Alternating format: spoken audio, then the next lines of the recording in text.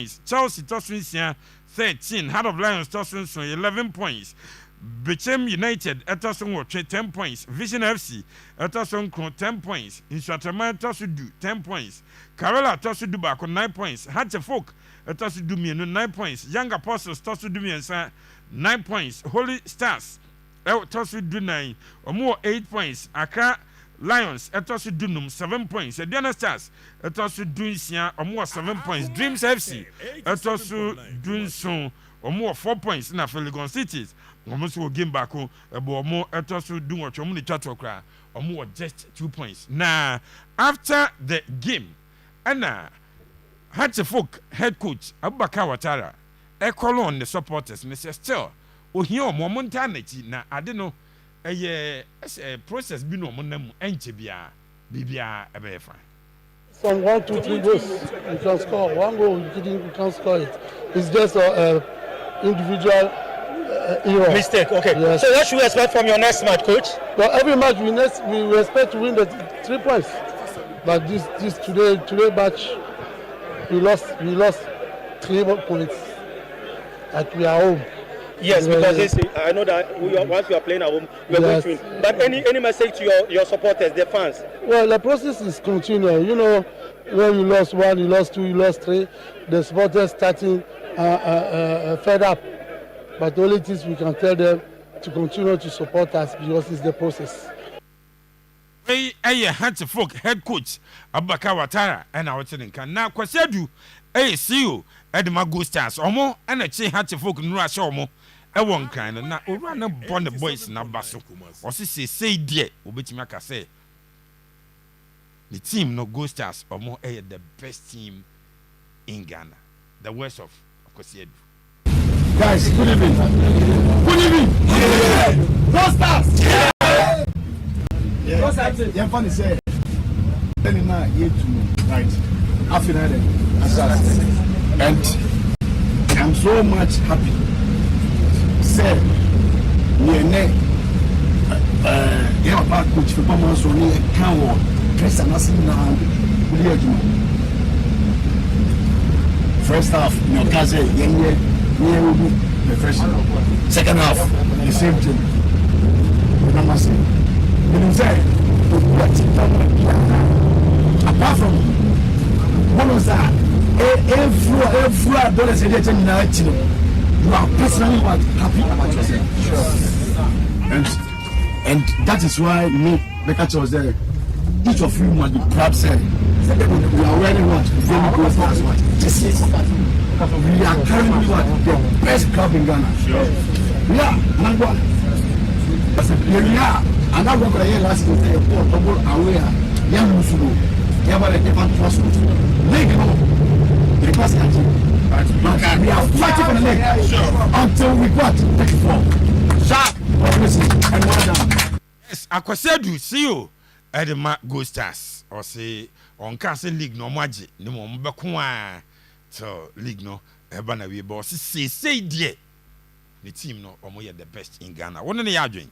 Asante Kotoko head coach Prosper Nate Ogum after say omo take lead now montimi ansum ema baseke Holy Stars ebeti kano.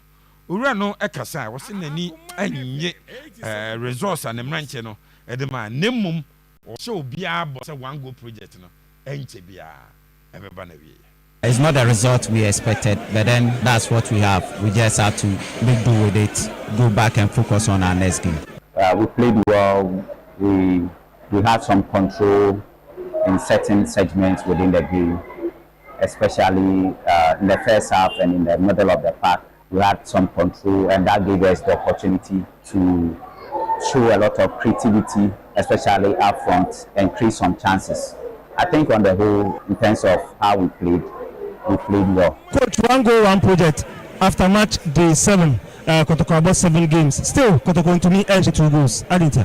Yeah, I think it's all about composure in front of goal. Once we get a composure in front of goal, which is made up of confidence, picking the right spot, applying the right technique, and then applying the right power behind the ball, I'm sure we'll be good to go. it will come. I think he's done well, but then if you look at his energy and then his game intelligence, I think there's a lot that he can offer this team. So I want to congratulate him and then urge him on to continue doing what he's doing and improve upon it.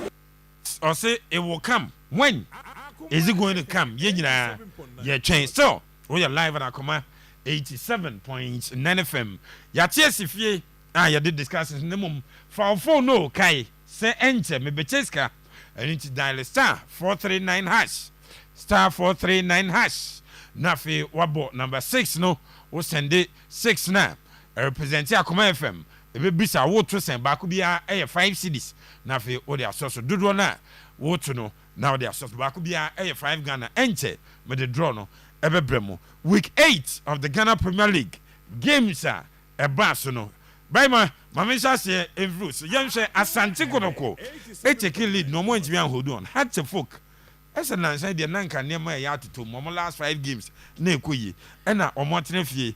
Ama Go Stars. Aqua show me. What is happening? Mamincho Kakawa. Yeah, Danso say Watara Ghana Ten Hag. In fact, Watara Obebrepa. With all respect. How are OC managing the team? No, be part of my friends. You and I started with Kotoko. Opening Sunday. What's what I Obebre? Papa. Ade. What you cobra? So was cobra. Mamindi can start with Kumasi Asante Kotoko. And how are things churning out? Indeed, they are unbeaten. Yes. Which is very impressive. They are yet to lose a game. Yeah. They be a mekawa has said. So we have comparative analysis. So we measure success before and after. Before last season, na Kotoko position 9 to saying, and after no say no so Kotoko position to saying. So there's been a level of improvement, but rather when it comes to finishing off chances upon which our interview and Ibisa coach, or say it has to do with composure. Yeah. Now composure no, Diana, and I said what is preventing the technical setup from getting these players to be composed ahead of goal. Chance creation ain't your problem. Okay. Especially the game against Accra Lions. Ewo Boase. The level at which Kotoko created chances was our game and I was shocked. Okay. Yet still they failed to hit the back of the net. Again, Ubesashe, how second half as more energy no a tiba from Kakra. The first game against Karela and even the game against Accra Lions. And then Nano to game you boy. It looks like they exhaust all their energy. Or game planning match strategy. No? They have to kill the game in the first half, which is not happening. Goals the onus lie on the technical team. This season, I'm blaming technical team neither. But after 5 or 6 games, now it means more than one. Fine, players never miss chances neither. But you have to get the best out of the players. Coaching drills. Individual drills, any training. So what the current modern day technical setup now? Abusia, as na wa omo talent development coach. No or said that specify. Maybe a Monday, many wingers may training. Tuesday, many midfielders. Wednesday, many defenders. Individually, they have to be someone or be getting these players together from department to department. Now I enhance drills are a bit more composed ahead of goal. Because any minimum will come on there. Individual training for your local boys there. Main shed down 10. Fine. Omoyewo outskirts park near there. But se Kotoko we any training na me so me ko share Stephen Odru omo na me call Rich Park ko share Stephen Odru omo e wo honum officers mess. Omo wie omo ko e fe ye nyina ebegu ho but omo wie ya omo ko. Yeah. And ato aso a few players in the Ghana Premier League individually ye wie na team bars need to crack or ni ska crack say be mo ni ska omo dey fa crack to train bars na be see where we are also we individual the coach wa be there to. So that is just on the lighter note. They need to get a technical setup or a special training and be boama players na timi enhance omo composure ahead of goal. But it's good and kudos to Albert Amoa. Minim say rumors and say Mintamo arrival at training ne Kwame Pokum ne so omo ba no and a Kenyan boy ne dia na is working. Oh, say he started performing before. Yes, but he say no credit is on the day in the game and on the first half and on the next one. Wow. As I said, we were 2 it's working and it's good. It's another good decision by the IMC and the technical setup and now whoever is doing the sporting project. because Jacob Enfrimuno, you need at least 1 or 2 quality ni was so muso abeshim. Yeah. Now to Watara den. Ebusia Watara emfa. Also obebre. Ebebre. Ade na emfa no. Asad now, ye hu di opeso o implement e wo House of Folk. From pre-season. Omo kobo ni Togo fo bi ye omo nye acrobatics bi ye 3-1 bi 3-0 bi. I was so much convinced. But season started proper no. Ebusia me hu di opinion ni pese oye. They are still relying on individual brilliance. 1. 2. Players are no more ho no mu si akan na e wo so no say no eni suru bio. He is failing to improve these players. Wow. Share Hamza Isa. Almost striker. Last season. Top man for House of Folk. Yakofa Asamoah, is it Asamoah Boateng? Nation striker. Asamoah Boateng about Diego. She Diego in the house setup. Fine, we can say unsettle here. But Diego Erbano. Any Diego be Remono. What has been the improvement? Then Ababe can you. Again, touch and do, touch and Dawson. 4-2-3-1. 3 at the back. 4-4-2. As a Debiano on Sesane Sano, he has still not yet arrived. Has a phone penny for Mofa Manchester, the any case study. Ebeyanka Moma, Watara Ten Hag, Uncle. Ghana Ten Hag, Uncle. Namunye a different appointment. Gold Stars as your last season, as the show this season. Wow. From Paul Manson, FA. Bofakwata no then omo qualify obe form do omo ball 8 weeks solid or call ye show Gold Stars in and they hu their from Paul Manson and now they are playing like champions. I agree with their opinion kind. They are the best team in Ghana currently. On my way records ne ye. Opinion hint ba ko na say me this no Ghana Premier League no be je ye away record. Utimi kwa away enya at least 6 wins or 5 wins are OJ League na. Away there ne Kotoko be you. Say Kotoko na basket dey ya wentimi antwa. But they are performing and they've been performing very well. Very well. So almost so home kakra soso. Home kakra soso. No timi share more than 2 goals and dey ano. Win more away, improve more at home. Score more goals. Score more goals. Nipa kura or the home win and I say the home invisibility in your nations. Right man, may I say Akuma week 8 of the Ghana Premier League. Asante Kotoko. Yeah. Coach, one BB. Coach say enter one go project here ben BB say ba hatch folk. Kotoko ankasa na bit ma prevent himself from not winning the league. Amu BB answer also beat me that the Ghana Premier League. Anything. I think say whatever they did last season, they got it right this season in terms of even players or money or mobile. Almost for Division 1, Division 2 players last season, but this season so Okofa Lord Amoa and Patrick Kesidwa is an upgrade. Sure. Because in the Ghana Premier League, probably will strike the top 3 fullbacks are these guys will be around, especially for left back and the right back. They will be there. Top 3 right back Lord Amoa is there. Top 3 left back Patrick Kesidwa is there. Wow, here Brukum Chelsea nyabo 3 you would understand. Samba now has not been a bad addition. Ablo or Krumani Pano to Kano Akwaba, he understands. You still have experience in Justice Blade. There's Henry and Su on your backup. Now, Tinchain. Wako Emmanuel Entry, one of the best playmakers in the league last season. So it is, and Saka that was both quite literally best player. So this time around, in terms of the transfer, Mura club more best player no Marco Fadia. Inti.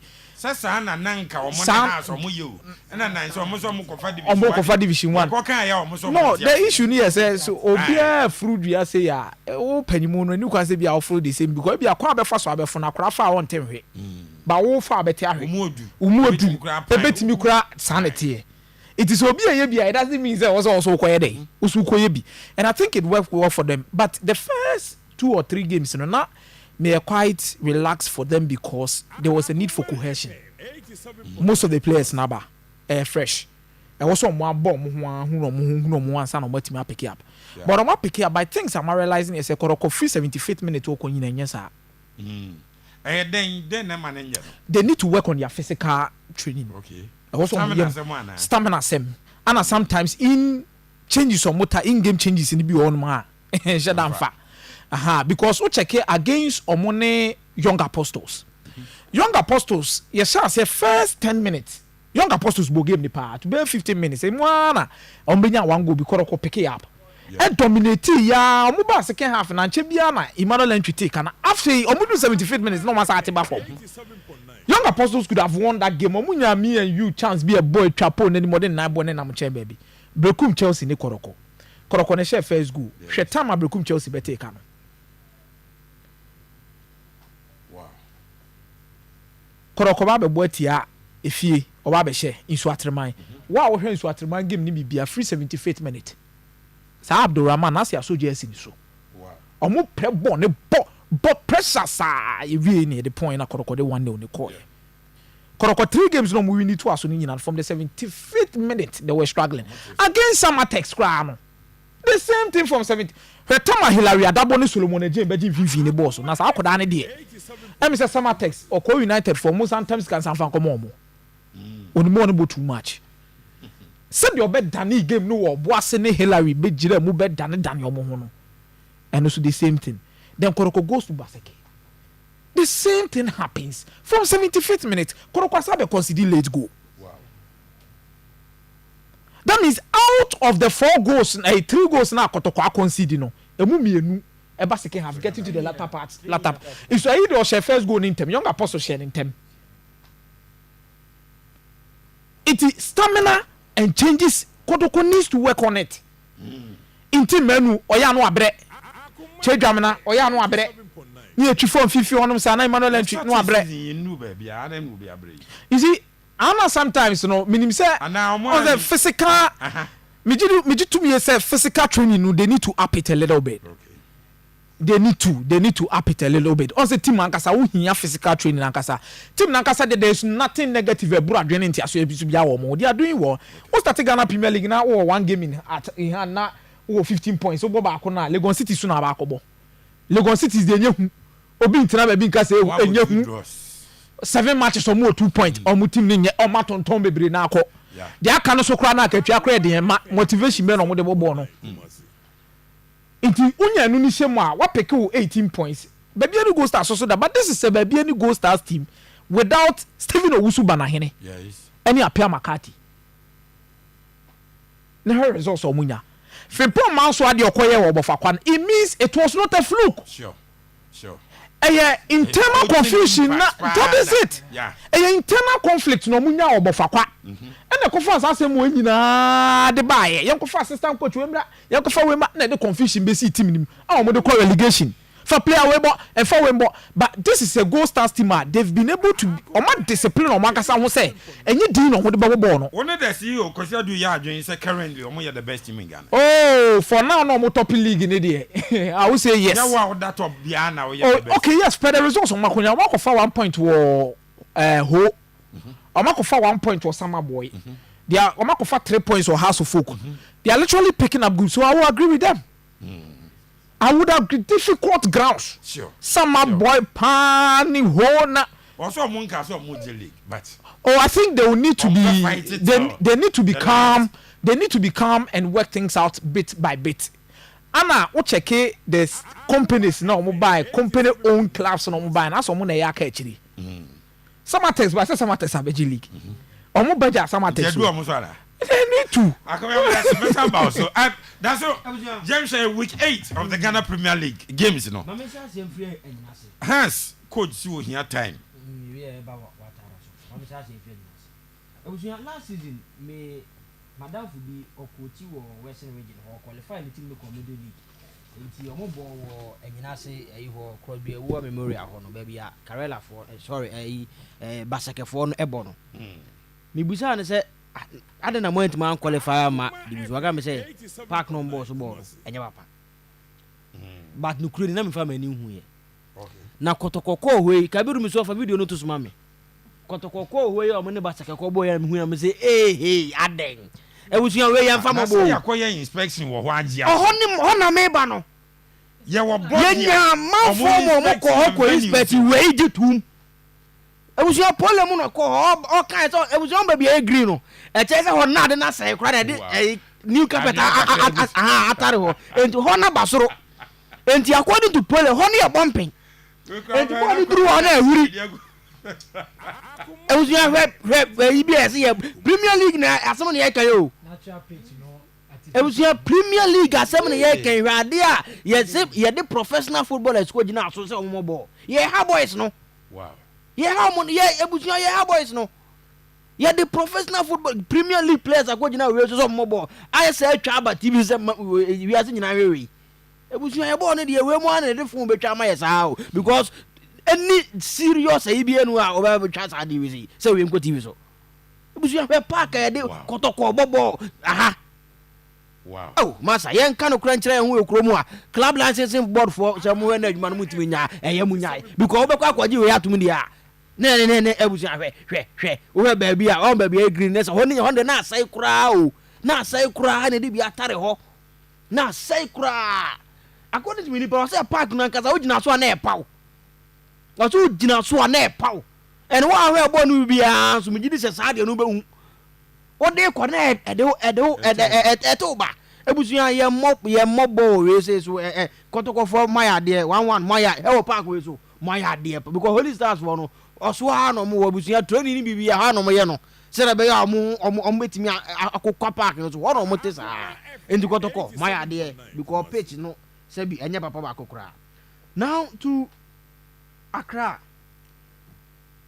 ebusia me gidi se coach bi ebetima ya adwuma na resource my kra na yenhwe team ni performance no se ya ye man time kakra enti ene Southampton fo ni nyina de enti omo coach ni time ne se Southampton ni bobo a u se bo no omo bo bibi omo bo coach bi ideas omo build up omo bo progression omo chance creation u se ni nyina ye but they cannot win the games enti okay eni ye ma coach ni time kakra because at least he is doing something but the team ni bo na uti akira uhu de omo bo se ye bo long balls a uhu se ye possess ebusuan uhu se ye counter attack ebusuan uhu se ye high line uhu ye low block uhu a e kire se one omo ni coach omo motivator no motivate omo ja ready e ball no mo nyere mu won se supporters no enti omo coach sa teams ni mo hwe no omo kasa no ja ready e mo nyere mu no se we na big team e sa ye supporters ni enti ase sa ebusuan ye nka no kura nkire ye ho se has for bobo na sa oti akire na wo hwe na ye has ni a ya na bo na has bo ya na ye bo ben mimi hu and ye transfer windows time pepe dia ba has be player way has it away has ni way kasa so kai busa me kai say players na has say ebusuan nya has players o said na manager be kasa na bo adi nti omo ene hwe ebusuan hwe omo bobi ma has Emmanuel Mankwa, Theophilus Collins, Mohamed Hussein, Sani Mohamed, Ahmed Ramzi. Hey, it was young. Has no clue. But some man time. There be Watara the Anna quiet 10 hag the enemy. Over man time and just be you. Man time, then just be. Mimi few say has one the early I'm a proper manager. Man, coach be a very good on the edge man.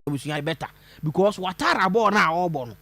And they saw a bonnet saying has for nine cats. I want to mean Cantianos and Oma has 40 mean one brilliant moment to be not player be one has a winning match and not because team the following match in the same thing best answer swaba. And has Beko has oh not brilliant moment but could be a banner player be when any day now one Buama has a win because has team but almost I the following match the same problems none I was saying it me feel say has for no some of pe obi a very good coach aman amo mutim na amumpe bi mo na omunya watara say because watara game na busia se be yanka ye da yan say ebeye ya Kotoko players must wake up. Koja Sempa Furniture Works, Edu Ifredum, and about Pepe Suarez. Obani, Bassa Jesse, yes, a fatao. Dabi, intimate fatamida. Bassa Jesse, dear. Better fatam. No, Rema de Jesse won't Jesse ever chair Rema de Jesse. Menka say a few. And some share no fatam Jewy. Hey, Mother Jay, won't tell Jesse. Oh, my father. Oh, Mother tell Jesse. But what about week 8? Asante Kotoko still one goal project. Coach the guy say wasa beka bio and what are in say nice the last 5 games nanke koye. And now Ghost Stars are under bro so they na Ghost Stars beat me a bro. Ha so wa cry. Young games nika kana for Yama under 20. They say more qualified. They are in the finals. Almost like Cote d'Ivoire 2-1. Yeah, more Mabasu.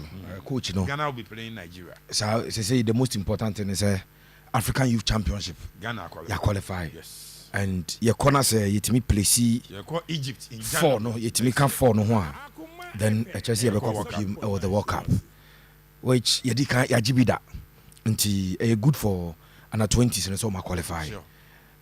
Normally yeah no problem they say we've moved away from people who against under 20 near the platform where they build the Black Stars to a moment say we are empowered under 20 we are the ton young crowd. That is where we are today. That is where we are today.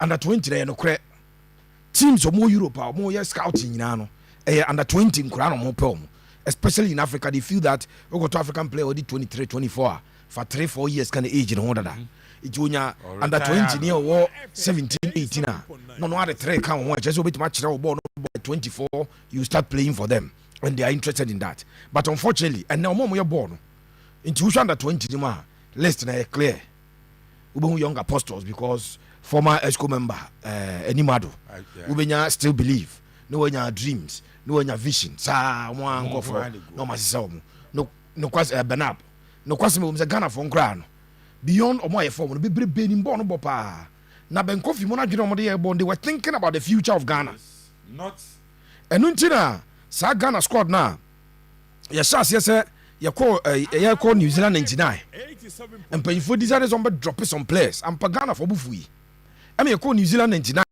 and but the core of that team from 99 about the ball 2001 under 20 World Cup Argentina near the Omako ball the Athens Olympic Games the last time Ghana ball we don't know near progression near they are qualified for World Cup. It was somebody's thinking in 2009 they die you mutim no because we decided to pick the best. You pick up you 2009 World Cup you under 20 you kwaje buy no you got 2010 na Milo afan kraibi e de o machine but for injuries and keda so ka that of Boase boy Opoku Poku Ajimai say nye injuries are nti that time near for the very best near the o mabody enya so mfa so na de emfa say esa me koton me player eti who is more connected to the system near for player we wish them the very best one more among company e be pensa jambo yes sir has a full go o masem no edru bia am pese ye jaka edru bia na makai se da bia adwuma ye da we decide so jaka na se o ja adwuma na ye enti when you say some of their supporters get angry sure. Oh sure. Then pepe mu nze Kotoko for akomia mu de Kotoko for oh na se we mu de Kotoko for enti yana me question is okay when referee pon bia no mu ekogina mo bas no enra oh Kabiru mama videos all omo ko gina bas no na nye positive aso mbe so mo attack players ni coaches na mabusa say ti asam na ye kan radio so no wo di azumi say am pasa me Kotoko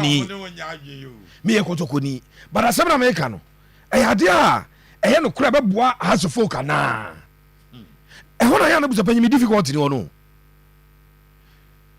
me say don't analyze Ouattara with the 8 games he won this season no for 17 games in a count. If you want to do proper analysis of a coach, the entire de bianam catch us at Ten Hag Manchester United kwai no.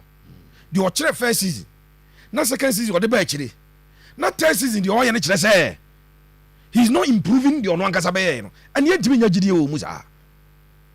Dey me yan say man you for tima twema kontanya adwuma Thomas Tuchel every no mapam no. Men jaze. Antonio Conte tina fie sa mo mpama ko im kofa no mo manfa no Thomas Tuchel de frustration akosa ne de ma the 3 Lions meanwhile what fie nyina adwuma ye ni dream job all twen say ko be Manchester United coach and obegina o bench o ma instant impact no o build wo de building ne say da bia ye ntwesa o kan no osre say ye nya 2 away points sa last week asem no kan sa da na say man you for no pam say ye team ne Fenerbahce abodro ye ne Porto abodro 2 important points were away. The same thing they tell me for Ten Hag asemba. Zapepe na Ouattara tie. Now him Ouattara also a board member. We build a certain bond with the owners and the directors. Sana na Ten Hag denjo. Ten Hag and the meeting na cause on me pam no. Eyo mo dey so mo take decision. Eyo mo dey o. Now check Manchester United coach or the team that 14th. Last 8 games you winning 1. The last 1 year in Europe, Manchester winning game. The last 11 games for Europe. Now you know what? Eden and go for Ibreza. Sana Ouattara 70. It's difficult for us in penny for say. ɛbɛbɔ ɔmo tirim sɛ ɛnso ɔmo sake Ouattara minima de kuro ntia I mean to me ascribe reason here to why a coach may say don't assess him with 8 games where's our team about 17 last season so pick the 17 games he played last season for 8 na ka ho na check you say are we seeing improvement Abuja has also 2 home games Baseke Holy Stars has home and Baby Gold Stars on Friday. Anna, your interview from Pomanso. Now, born a voice. From Pomanso say, drawn games no born away. No. This weekend, they will change it from a draw to a win. Ampa. And a producer can say, only has an echo was you. And the more special preparation was the no special Ibia. Now has the team was show match. How to beat them no. Easy man on the branches of Wakasho. Ampa. One substitution in the second half from coach from Pomanso. My catch was say, "Oh, the coach is more improved." Stephen from Pomanso, not because of the position. No, none of them respecting the player. Ghana ball, Sudan you need free coach. Now, all man a tactical view on the game. Yeah, may respect the too much. Baby, we sure the and say pa. Sure.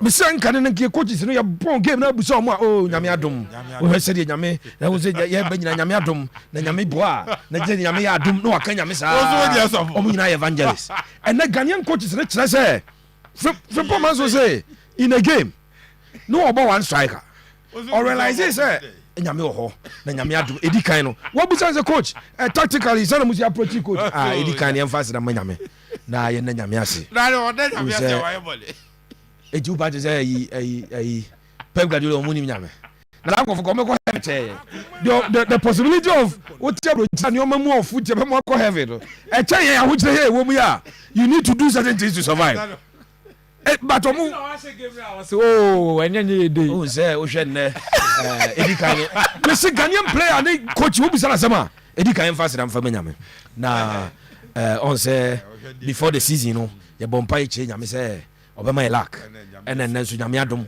etu akasa 5 minutes nyame adom nyame ngumburuhu sa wankata and the Ghanaian coach bia whole league mu bia no ubusana or say he decided to take a player of not the striker bam because or realizes has ball no more ball has push bebrebe and has midfielders the ball no omoje ball na say omusie ball no easy for his boys to win the ball so he decided to bring an additional attacker and the additional attacker bam no and omum started say in the second half obi otie commentary Kofi Ansa peja commentary no he kept saying it's a ball na goes as a ball enche bi o meche go Pepe ball na goes as a ball enche o meche go and a go by they were playing to a certain pattern I was a me say obian kire me say Ouattara in the 16 game 17 he played last season and the 8 he has played this season the system here there or set up the team need to do what on the field so Johnny Branch so monko park so a omko so monko ball by me busa question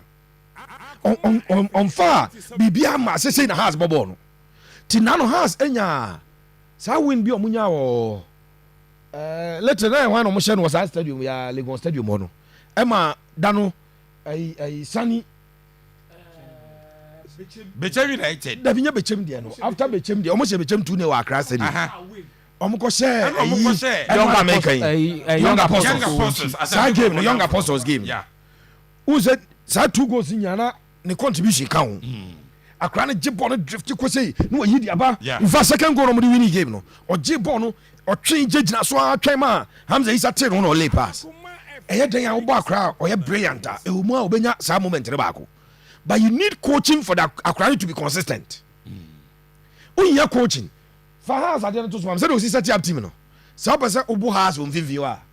Now you're good coach. This is all the Theophilus Collinson about us the single pivot. I'm just playing Theophilus Collinson Angasano. This is a player who picking from Division 1. He has anya preseason review. Almost take a move free Togo ban. No, mo fan. And I'm fan from one of the Division 1 clubs in Accra. Now obo Ramsey, who is an offensive midfielder.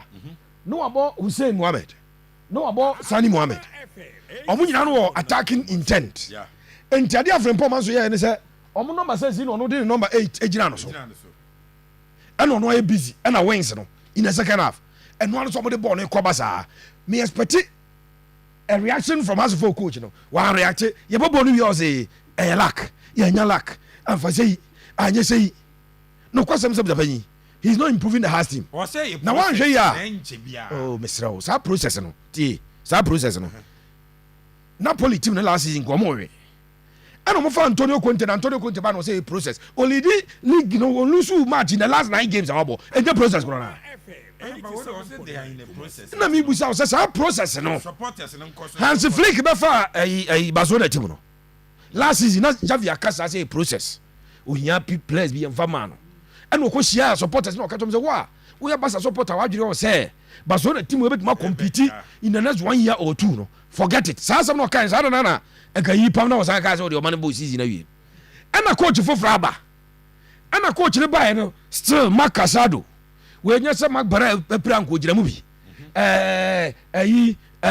Alessandro Baldi or the Fermin Lopez or omo anebo and abuja pani omo lead La Liga no matchum 6 points akoso Madrid home and your process corona process be now there we be take 3 years and say you results for a big club you won't get that time enti one share because it has players no they be make his argument we omunya better than players omo no but other teams also be players also better than has there no say argument na ebra samobodi baje has team no so be kaya a night before coach ba kono be ko ne kasawa and o ka je why dey obetima bia has team na mfa na ono kwana ba mu ya bu Costa Papic on say ono ye interview no gina airport 87.9 Costa Papic ne wo kasa nyina say no airport o wie pam no ko and o mo ko fa samobodi ba na samobodi anto player bia because na midstream and o G League and o GFA Cup meboa sometimes you need a coach's effort to add up to players, you know, even though the players are not the very best in the country.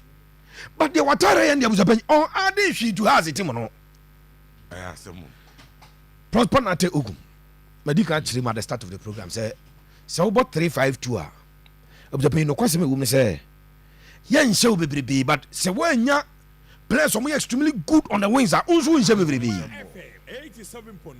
80. I do me say, Makaipa say, Sedu ebe cry win FM say or call Agopam Drasko Lugarozic. Now Drasko problem ya so about 3-5 to no di Emmanuel Jamfi bo 2. Meanwhile Emmanuel Jamfi no onye 2 or wing back. Yeah. In fact that season Emmanuel Jamfi had 3 assists as say 2 goals. Still almost someone charges say honorable. But now got 1-1. And omo come Jema. I think that game ended 1-1 a draw cry. And now we say that you pam nampa or kopam no nko ko no ko to adi no or pam coaching so nko e penny over 3 back na only sharp wing backs mienu sanko for mienu no mo gira left wing back and right wing back so mo timi running ko ka attackers da bia attackers ni 2 na no unu say ibre pa uche ene abetamoa because Kotoko about 3 midfielders and over 2 attackers the 3 midfielders the problem one yan say Emmanuel Ntwi, and I'll continue to say this, coach. I disagree with you. Is all Emmanuel Ntwi but 10.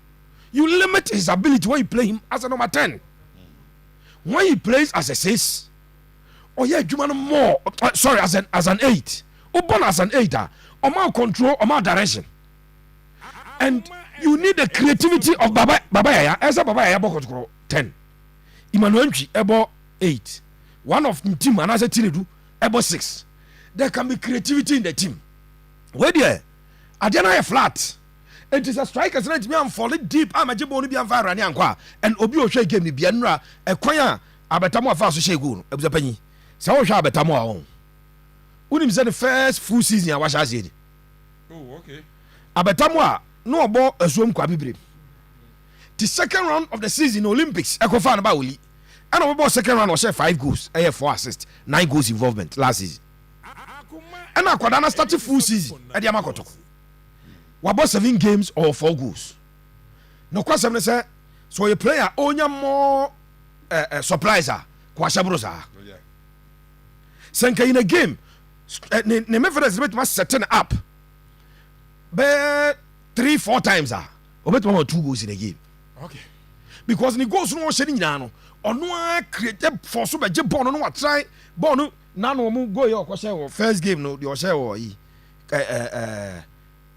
na Karela okay born left by out na ko ball ba na say sim unse da hunsi are setting up clear chance. Yes, we say chances be this season, but supplies do not sign the banner so. And when you score one, the danger is that at every point in time I can't beat Mate. Okay. When you score one, but the system now got to go airborne. Say the last 2 games I got to go ball. None of the wingers and Ashas here. None of them. None of the wingers and Asha game Nase. And in this system, you need to use the wing play because once a team nama 2 and 3 na bejina Memphis in Chebi. Tia move on the team eko. But unfortunately for Kotoko, omu move na omu kwana emranchane hwe omachi.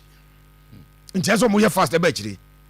And the creative instinct of Abraja did Lord Amon shedeni ho. Onya that creative. I see do there. It's at a point proper pushy I see do ma okoye an attacker. I see do start a as a 10. Yes, only the bond in Bob. Yeah. The ball into any one of friend Marcelo. Nano Kotoko Samates or here.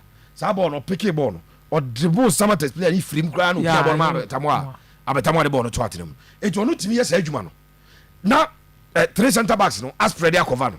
But the other wings no and the other side no unya surprise in free Lodamo. I think that Prosper either you change to a system that will allow you to be more creative, that will allow your striker to wait for the balls but whether they are 3-5-2 in there 5 defenders obviously you have 5 defenders in the your midfield and your attack not shorted by something, and this time Prosper I sacrifice it the wings you know. Again one question I'm person Musa Prosper and the technical team they say Pitami do aqua form no baby aqua shaba bia so mu ikoyiba. Sometimes as a Ghanaian coach is here more sa pressure no Pitami do aqua no born last season so boka crack count this season o player could bit ma ton makasa on gentle so pam watara no sa Hamza is an $800,000 $1 million striker sa na mi do aqua titi baby crown form no will be a coach no enya acceptable say kwad one start o ami do aqua no Kotoko boba one start preseason me Kotoko almost all the preseason games of my boy. Most of them it was saying I'm here. No, the main creative force of Kotoko.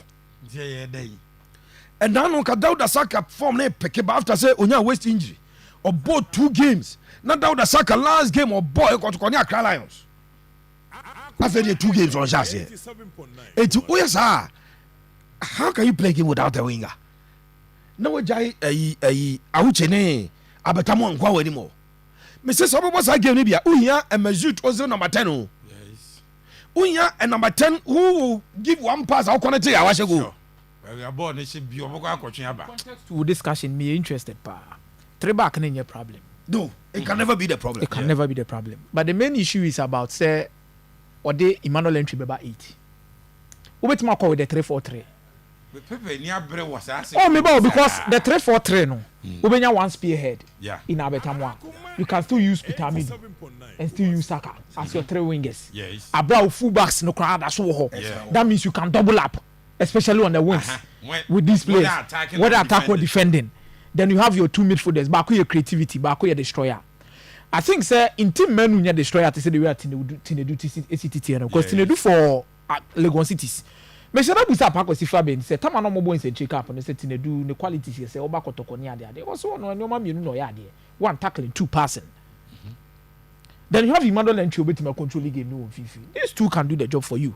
It even brings competition into the team because the Tinedu any entry boy in team menu need change am also mo pejam. This how the humanity. But I think the home games you can go with the 3-4-3. Then away games you can go with the 3-5-2. So the way away no bet many draw be na dey aba. So the home games in there, I also involve wingers in more. Then you attack more. Then away games in there, okasina ka to choma, no problem. If they don't do that, Kotoko supporters omu winning, but omu too comfortable. Sure. Omu too comfortable. Even though they are winning, they cannot be too comfortable because clearly. Say Osha said the game no AC a common mona. I say omo brand sana ya pon. Omo she one. But omo brand sana ba ku bi friend was Pepe. yɛhyɛ one no do sika fa ase yɛte bomb so I say oh Gaza Strip na Israel for that to bomb beto na una ate so o sɔre ɛbɛto nti wote so so ade so ate so ehu na ate so saa yɛbɛdi ho nkɔmmɔ ima efiri so fm ebe science so na akomia so from Sumpa Holo so ebe science ka eventually dia ban Commandant so coach ewa ha but my this birthday wish before I go